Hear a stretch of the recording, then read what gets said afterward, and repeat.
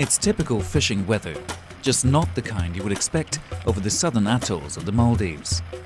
Undaunted, the vessel Fairo Adi and its fishing master Ahmed Didi make their way through the rolling waves for their daily catch of tuna. This may be a modern ship, but the technique used by its fishermen, pulling up the tuna with a simple pole and line, is as old as fishing itself. මේ දොස්රියගේ මස්සරිකම් කුලංජේ සවබකි දිවහි රාජ්‍යයේ ආම්මුකෝ කුවර කුරිස්තරම් ෆෙසිකන් කුරා මස්සරිකමකි දොස්රියගේ මස්සරිකමක වෙෆා දොස්රියගේ මස්සරිකම් කුරුමකුම් මස්සරිකමක ඉතුරු බදලෙන් නාන්නකම ලෆා කුරවේති දොස්රියගේ මස්සරිකම කුරද දෙන් දාජහාගේ මස්සරිකම් කුරා කම වඤ්ඤා ඒ එද්දෝගේ කමකෂේ කම වාණි එහෙමම දාජහාගේ මස්සරිකම් ගොග්ගෙන් රාජ්‍යයේ මස්සරිකම් දුවහක දසදානකම ලෆා කුරවේති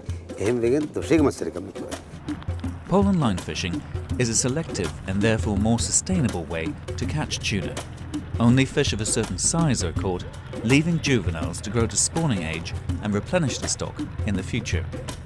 Small bait fish are thrown over the side of the boat to lure the tuna to the water surface.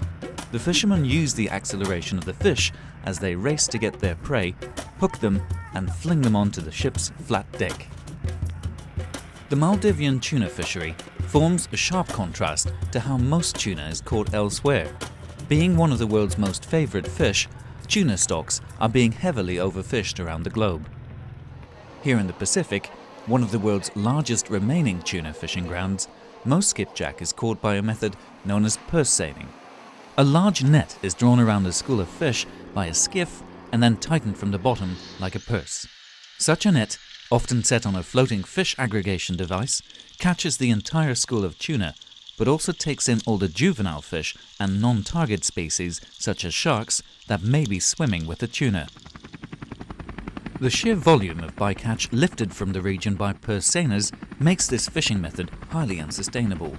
Moreover, these industrial vessels, some of them operating illegally, come to fish Pacific waters from half a world away. By contrast, the Maldivian pole and line boats are owned by cooperatives of local fishermen who all fairly share the profits of their daily catch. Unlike most Pacific nations, the Maldives are letting its own fleet fish its waters to keep the tuna revenue within the country. Velivaru, in the North Atolls, is home to one of the country's own tuna canneries. It's a modern fish processing plant operating to the strictest regulations of health and safety.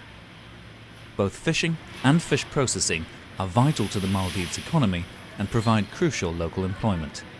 There are around 500 local people working in this plant. That means 500 families, local families, are looked after.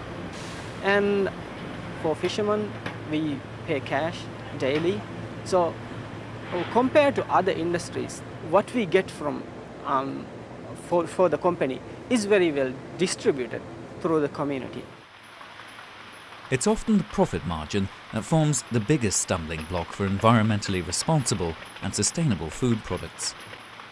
Fish Forever, distributed by Organico Real Foods in the United Kingdom, is one of the brands marketing the Maldivian pole and line tuna in Europe.